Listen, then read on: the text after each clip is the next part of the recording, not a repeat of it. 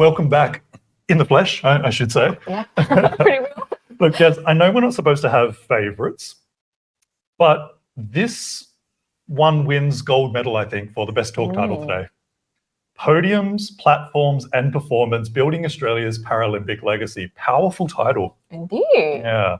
But look, before we jump into the session, we do want to get your feedback. Feedback button down in the corner there for you to click right now. Remember that we're giving away 3 $100 food delivery gift cards. They are up for grabs.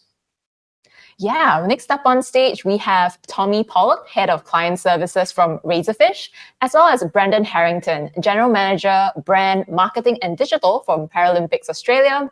In this session, they will share how Paralympics Australia, in partnership with Razorfish, have actually utilized data across various platforms to unlock performance insights to measure and build their enduring brand.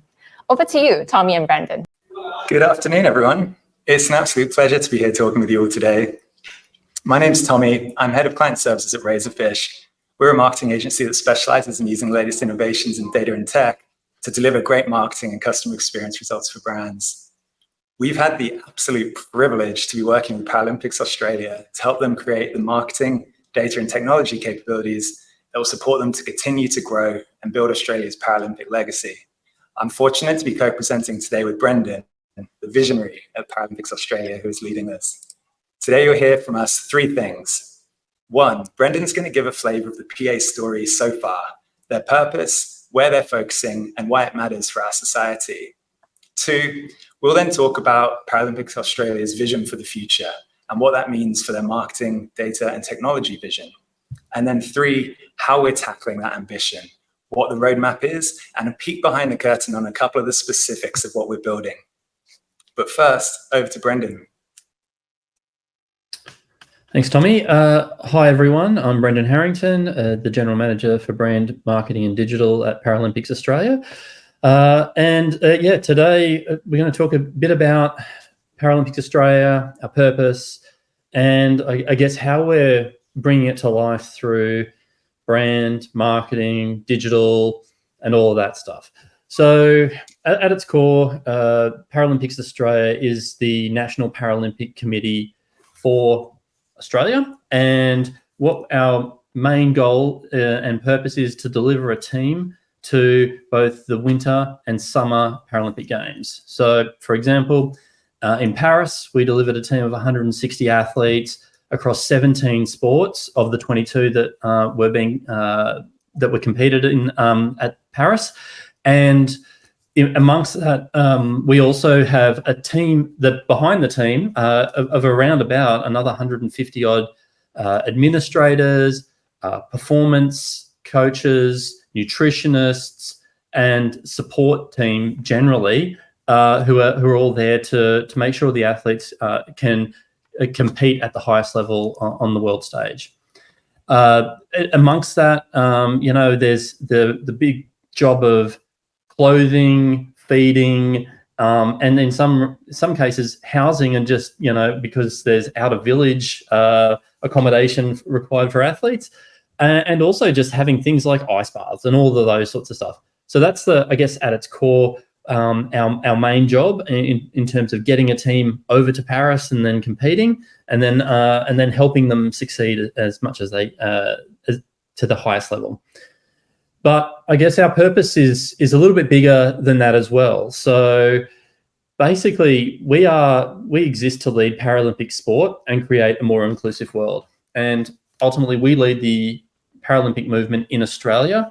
And it's, I'm very proud of being able to work for the organisation and to be able to help drive the movement forward. And a big part of that is to create greater awareness around disability, and strive for a world where there is equal opportunity for people with disability as much as there is for people who are able-bodied, and that goes down to into a number of areas. So one of the 4 focus areas we have, and I guess it's the most visible, is around building heroes. So how do we elevate Paralympians, para-athletes and para-sport to the point where it has equal representation in media with able-bodied sport. Because one of the biggest challenges we face is that, for the majority of people in Australia and around the world, we show up every 4 years, we put on a show for, a couple of weeks, and then we kind of disappear. And that's a big challenge. So our role is to, we want to make our athletes famous. We want them to be as famous as the biggest NBA stars. We want them to, be well known the world over, and not just in Australia, to be honest. But in order to do that, we need to build pathways. So this is pathways for people who want to get into sport and have a disability. So that could be for a child, and it might be talking to their parents and communicating with them and making them aware that there is sport available and that potentially they can compete at the elite level, as much as it is for someone who maybe has acquired an impairment a little bit later in life and now is looking to I guess get back into sport, particularly if they have competed at the elite level. So it's a challenge, and we need to work with the national sporting organisations, community groups, disability groups, you name it, to try and create those opportunities and help, I guess, guide and triage people into the sports that they're most interested in and want to compete in. Then the third point is around building community, and that's community not just at the grassroots level, but also at the, I think, thinking at a corporate level. How can business support people with disability to have a career outside of sport and after sport when they retire? How do we make sure that we're engaging at that level, and then also with government to ensure that that accessibility is at the forefront. So it's not just accessibility in terms of venues, buildings, transport. It's accessibility in all areas, and that even gets down to just the core principles of universal design, and keeping having that lens over everything that we do. And then the last is building resilience, and it's for us as an organisation and for the parasport movement overall and the Paralympic movement, to make sure that we've got the funding we need, and that funding comes from a whole host of areas. It comes from government, comes from corporate, but it also comes from everyday Australians in terms of fundraising and donations, because we are a charity. So and we can't get a team to the games without support of all three of those areas of society. So next one is, so why is this important? I guess the reality is that parasport transforms, improves, and saves lives. Got a few quotes here. First one's from our most recent Paralympian of the Year, Lauren Parker, who won a gold medal in both paratriathlon and paracycling at Paris, is that, getting back into sport is what has saved my life. Quite a simple quote, but very meaningful for her, as she was an elite triathlete before she had her accident. Russ Leary, who's the father of Alexa Leary, she won two gold medals and a silver in swimming in Paris. And one of our latest superstars, parasport saved our lives, and that's as a family. It brought joy back from what was a traumatic time in their lives just 3 years ago. And then Dylan Alcott, probably one of our most famous Paralympians, gold medalist in I think wheelchair basketball and wheelchair tennis, won the Golden Slam. He's in wheelchair tennis. He was our Paralympic of the Year in 2016 and the 2022 Australian of the Year. Sport genuinely saved my life. The social aspect of meeting my community, my tribe, coupled with the confidence and other benefits I got, was unbelievable. And I think the thing there is, you can sort of see the sense that it's not just about getting elite athletes to a games. It's about everything that wraps around it. It touches the people who play, compete, and win medals in parasport, but it also touches their families, and everyone around them in their community. So, but we're on a journey. In 2000, Australia actually topped the medal table at the Paralympic Games. We had 284 athletes, 149 medals from 96 medalists, and it was an amazing showing. But as you always see, the home team tends to, they've got a bit of a home ground advantage. You can always get more athletes to a games, and there's always a bigger focus in that lead up. But what you can see is we've trailed off, and since Paris, whilst to the Australian public, it seemed like we'd done amazing. That we'd hit all the metrics in terms of viewer numbers, engagement. From that level, we were tracking at an amazing level. However, it was actually our worst game since Seoul 1988 in terms of medal performance. And we've got a ways to go to get back to our goal for 2032 when Brisbane hosts the Paralympic Games, to have our biggest team ever with 300 athletes with 150 medals and 100 medalists. So the journey there is going to be challenging, and we're going to talk a little bit about that and the types of things that we need to do to get there. So thinking about how it all comes together, there's kind of three parts to it from the marketing side of things, and those are we've got to evolve our brand. We need to maintain relevance. We need to be speaking in the language of as I mentioned before. How do we bring inclusivity to the fore, but do it in a meaningful way and a purposeful way, not just motherhood statements. We need to understand who our audience is effectively. Both on the athlete side, so those looking to get in and compete in parasport, their families, even the coaches and the allied health professionals who support these athletes, and then on the the fan and donor side of things, and how do we elevate that up and not just get people excited for the moment, but get them invested and really bring philanthropy to the fore. And then the last piece, I guess, is bringing this all together with data and technology.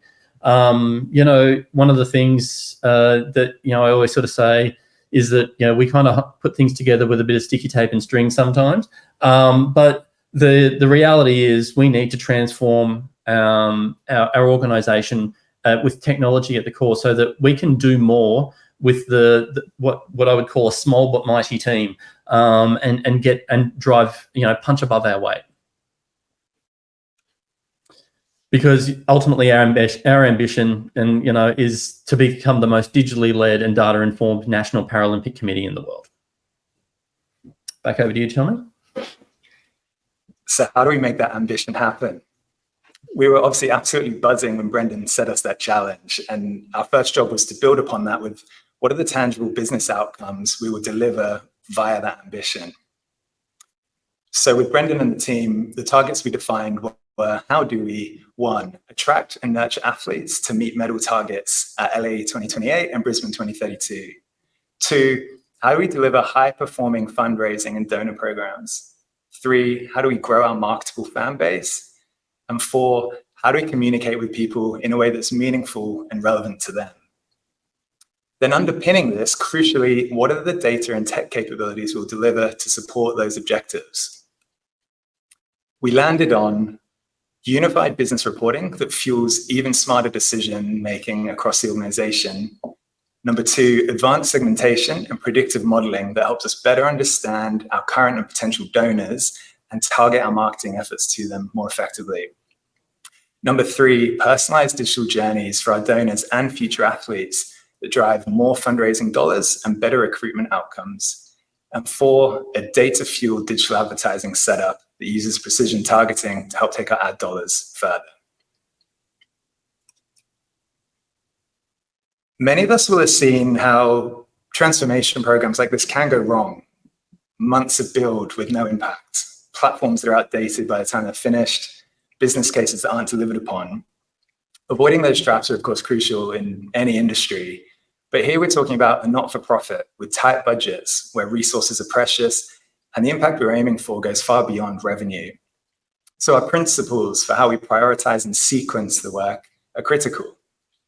The principles we're working to on this program are: number one, think big, spend smart, tailor our effort and complexity to deliver short to medium term returns, to be proportional and deliberate with what we aim for, and crucially, what we don't. Number two, embrace the fact that perfect conditions to start never exist. There might be other in-flight programs, changes in data sources, evolving priorities, and with the speed of evolution of AI, we can't really know what tech will be available to us in 1 to 2 years' time. So the way we plan, prioritize, and build our work needs to be agile to evolve with the world around it.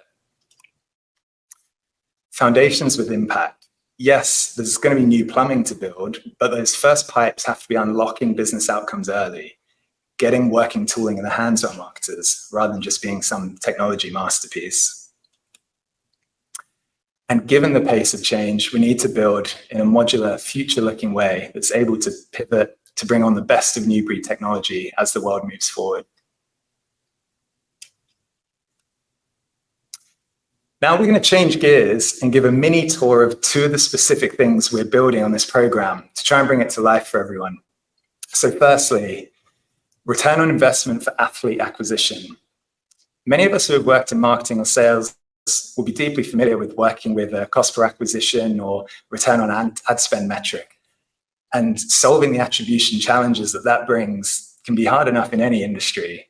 And the longer the customer life cycle, be that buying a car, buying a home loan, the harder it gets.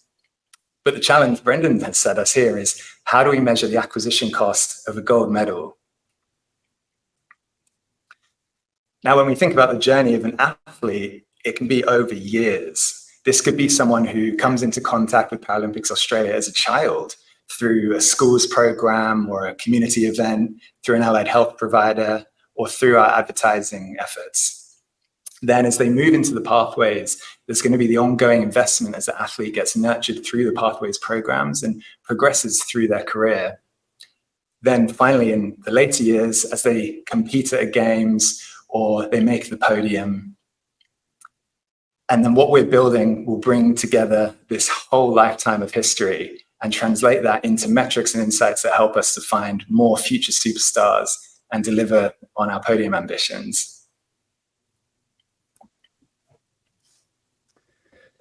And I guess further to what Tommy was saying, the reality is that of the 160 para-athletes that competed in Paris, they are 160 personal journeys. Whilst there are some similarities, people with some similar, impairments, be they, physical, visual, or intellectual, they're all a bit unique and a bit different. And the reality with a lot of para-athletes, the path is a bit long and winding. It's not. It's definitely not linear. Oftentimes you'll hear of para-athletes who, in their early years, are literally the only person with a disability competing in could be their local swimming carnival. So they're competing against themselves until they get to a national level, and then they're competing in other multi-class events where, again, they're not really necessarily even competing against people, a whole field of people who have the same impairment or the same classification. And sometimes it's not until they're at an international level that even happens. So it's challenging. Some athletes most athletes will be reclassified, and classification is kind of the core of parasport. It's it defines a level of impairment that someone might have within their specific sport. But most athletes will be reclassified at least once in their sporting career. So how that impacts their training, sometimes their classification or their sport is completely removed from a program. So then there's a transition into another sport completely. It's complex, it's challenging, but amongst it all, somehow all of these athletes still seem to be able to compete at the highest level. And what we're trying to do is be able to find those athletes out there, be they someone who, as Tommy mentioned, came into parasport as a child. They could be an 11 or 12-year-old and then it's potentially an 8-year run to their first games. Or they might be a former elite athlete who's acquired an impairment when they're a bit older, and then through their rehabilitation have transitioned into parasport and actually taken the world by storm in 2 years. But that's the nature of parasport and the complexity in it. So trying to figure out what makes a potential podium level para athlete, what do they look like, is the challenge, and that's something where we're really digging deep on trying to solve with a lot of our own data and a lot of data from the Australian Institute of Sport as well.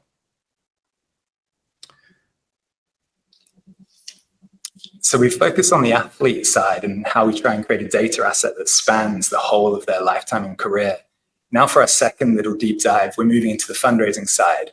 So how do we use our data and tech to help our limited budgets go further in creating funding for our Paralympic programs? How do we find new donors, get more value out of our existing donors, and open up new revenue streams for fundraising? What we're trying to build is a digital growth engine that can bring together all of our relevant data, so our fundraising data, our marketing digital data, our CRM data, and then demographic data from partnerships, and more, and pull this into a central brain that can then use smart segmentation, predictive modeling to determine how and where do we find more people who look like our ideal donors of our existing donors, who is likely to be easily moved up that life cycle from a one-off donor through to a regular giver and beyond. And 3, crucially, how do we activate that across our different customer channels to make sure that the digital advertising dollars we spend are laser focused? The email marketing we send is highly personalized and effective. That our precious outbound call time focuses on those right high value prospects. And that lastly, the experience we're delivering for our donors is respectful and delivers value for them. And I guess the big challenge that we face is that people get excited around the games. We will see our fan base grow, our donations increase in the lead up to a games, and especially over a games period. We can, over a 6-week period, say that is hands down our time when we will generate the highest level of donations and grow our fan base, be it across socials, our audience, our email marketing database, you name it. But the reality is because that lead time is so long, we're looking at 4 and 8-year cycles here. We want people to get behind the movement, not just the moment. And just a very small example here, we've got Ben Wright, and who's a powerlifter, one of 2 athletes who in powerlifting competed in Paris for Australia, with our head coach Simon Bergner. Simon, up until Paris, was a part-time and volunteer coach for the team because there wasn't sufficient funding in powerlifting for the program. Now, only as of the beginning of this year has that funding been secured for the next 2 years, and we hope it continues. But how do we ensure we meet our target of having 8 athletes compete in Brisbane and have people standing on the podium?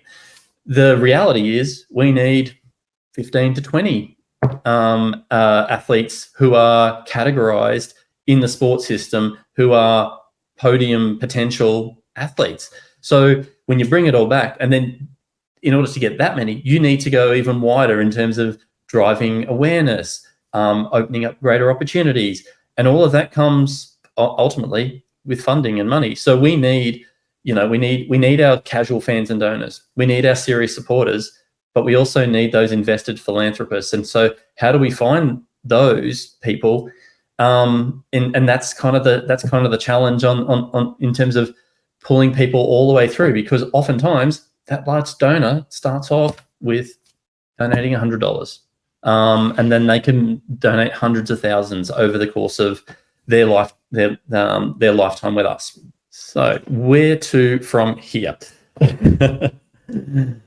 Okay, we're about to wrap up. So I guess ultimately our legacy will be for parasport to be so ingrained in Australian culture because it represents the best of human performance on earth.